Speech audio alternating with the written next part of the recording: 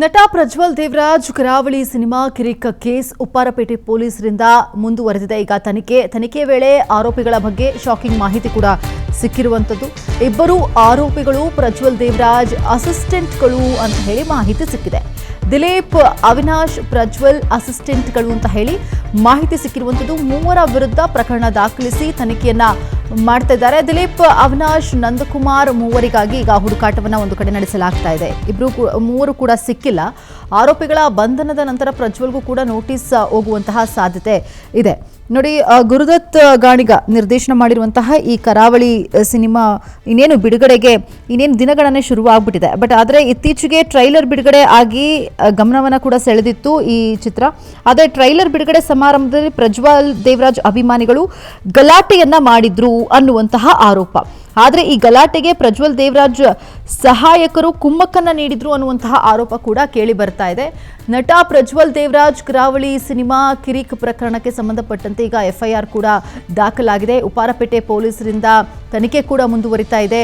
ಮೂವರ ವಿರುದ್ಧ ಪ್ರಕರಣ ದಾಖಲಿಸಿ ತನಿಖೆಯನ್ನು ಮಾಡ್ತಿದ್ದಾರೆ ಪೊಲೀಸರು. ತನಿಖೆ ವೇಳೆ ಆರೋಪಿಗಳು ಪ್ರಜ್ವಲ್ ದೇವರಾಜ್ಗೆ ಅಸಿಸ್ಟೆಂಟ್ಗಳಾಗಿ ಕೆಲಸವನ್ನ ಮಾಡ್ತಾ ಇದ್ರು ಅನ್ನೋದು ಈಗ ಫಸ್ಟ್ ಇನ್ವೆಸ್ಟಿಗೇಷನ್ ಅಲ್ಲಿ ಸಿಕ್ಕಿರುವಂತಹ ಮಾಹಿತಿ. ಆರೋಪಿಗಳಾದಂತಹ ದಿಲೀಪ್ ಇರಬಹುದು, ಅವಿನಾಶ್ ಇಬ್ಬರೂ ಕೂಡ ಪ್ರಜ್ವಲ್ ದೇವರಾಜ್ ಅವರ ಜೊತೆಯಲ್ಲಿ ಕೆಲಸವನ್ನ ಮಾಡಿಕೊಂಡಿದ್ರು ಅನ್ನುವಂತಹ ಮಾಹಿತಿ ಸಿಕ್ಕಿದೆ. ಈಗ ಸಾಕ್ಷ್ಯವನ್ನ ಕಲೆ ಹಾಕ್ತಿದ್ದಾರೆ ಪೊಲೀಸರು. ದಿಲೀಪ್ ಇರಬಹುದು, ಅವಿನಾಶ್ ಜೊತೆಗೆ ನಂದಕುಮಾರ್, ಈ ಮೂರು ಜನ ಆರೋಪಿಗಳಿಗಾಗಿ ಹುಡುಕಾಟವನ್ನು ಒಂದು ಕಡೆ ನಡೆಸ್ತಾ ಇದ್ದಾರೆ. ಜೊತೆಗೆ ಪ್ರಜ್ವಲ್ ದೇವರಾಜ್ಗೂ ಕೂಡ ನೋಟಿಸ್ ಹೋಗುವಂತಹ ಸಾಧ್ಯತೆ ಇದೆ. ಅವರು ಕೂಡ ಈ ತನಿಖೆಗೆ ಸಹಕರಿಸಬೇಕಾಗುತ್ತೆ. ಒಂದು ಡೌಟ್ ಏನಂತಂದ್ರೆ, ಉದ್ದೇಶಪೂರ್ವಕವಾಗಿಯೇ ತಮ್ಮ ಅಸಿಸ್ಟೆಂಟ್ಗಳನ್ನ ಬಿಟ್ಟು ಗಲಾಟೆಯನ್ನ ಮಾಡಿಸಿದ್ರ ಪ್ರಜ್ವಲ್ ದೇವರಾಜ್ ಅನ್ನುವಂತಹ ಪ್ರಶ್ನೆ ಮತ್ತೊಂದು ಕಡೆ ಬರ್ತಿರುವಂಥದ್ದು. ಅಭಿಮಾನಿಗಳ ಹೆಸರಲ್ಲಿ ಟ್ರೈಲರ್ ರಿಲೀಸ್ ಇವೆಂಟ್ ವೇಳೆ ಗಲಾಟೆಯನ್ನ ಮಾಡಿರ್ತಾರೆ ಈ ಆರೋಪಿಗಳು. ಈಗಾಗಲೇ ತನಿಖೆ ವೇಳೆ ಆರೋಪಿಗಳು ಪ್ರಜ್ವಲ್ ದೇವರಾಜ್ಗೂ ಸತತ ಸಂಪರ್ಕದಲ್ಲಿ ಇದ್ದಾರೆ ಅನ್ನುವಂತಹ ಮಾಹಿತಿ ಕೂಡ ಸಿಗ್ತಾ ಇದೆ. ಇದರ ಬಗ್ಗೆ ಮತ್ತಷ್ಟು ಮಾಹಿತಿಯನ್ನು ಕೊಡ್ತಾರೆ ರಕ್ಷಾ, ಲೈವ್ ಅಲ್ಲಿ ಕನೆಕ್ಟ್ ಆಗಿದ್ದಾರೆ. ರಕ್ಷಾ, ಪ್ರಜ್ವಲ್ ದೇವರಾಜ್ ಅವ್ರಿಗೂ ನೋಟಿಸ್ ಕೊಡ್ತಾರೆ, ಅವರು ಕೂಡ ಸಹಕರಿಸಬೇಕಾಗತ್ತೆ. ಜೊತೆಗೆ ಪ್ರಜ್ವಲ್ ದೇವರಾಜ್ ಅವರೇ ಈ ರೀತಿ ಅಸಿಸ್ಟೆಂಟ್ಗಳನ್ನ ಬಿಟ್ಟು ಈ ರೀತಿ ಗಲಾಟೆ ಮಾಡಿಸಿದ್ದಾರೆ ಅನ್ನುವಂತಹ ಆರೋಪ ಮೇಲ್ನೋಟಕ್ಕೆ ಕಂಡು ಬರ್ತದೆ. ಆಕ್ಚುಲಿ ಏನಾಗಿದೆ ಅಂತ? ಹೌದು ಮನಸ್ಸ, ನಾವು ಗಮನಿಸಬಹುದು ಈ ಕರಾವಳಿ ಮೂವಿ ಮೊನ್ನೆ ಅಷ್ಟೇ ಒಂದು ಟ್ರೈಲರ್ ಲಾಂಚ್ ಅನ್ನ ಮಾಡಿರ್ತಾರೆ. ಈ ಟ್ರೈಲರ್ ಲಾಂಚ್ ನಿಂದ ಈ ಒಂದು ವಿವಾದ ಹುಟ್ಕೊಂಡಿರುವಂತದ್ದು. ಈ ಒಂದು ಟ್ರೈಲರ್ ಲಾಂಚ್ಗೆ ಪ್ರಜ್ವಲ್ ದೇವರಾಜ್ ಬಂದಿರೋದಿಲ್ಲ. ಯಾಕಪ್ಪ ಅಂತಂದ್ರೆ ಆ ಟ್ರೈಲರ್ ನಲ್ಲಿ ಅವರ ಧ್ವನಿ ಇರೋದಿಲ್ಲ ಮತ್ತು ಅವರಿಗೆ ಸಂಭಾವನೆ ವಿಚಾರದಲ್ಲಿ ಕೊಡುವಂತದ್ದು ಪೆಂಡಿಂಗ್ ಇದೆ ಅನ್ನುವಂಥದ್ರ ವಿಚಾರಕ್ಕೆ ಅವರು ಬಂದಿಲ್ಲ ಅನ್ನುವಂಥದ್ದು ನಂತರದಲ್ಲಿ ಕ್ಲಾರಿಟಿ ಸಿಗುತ್ತೆ.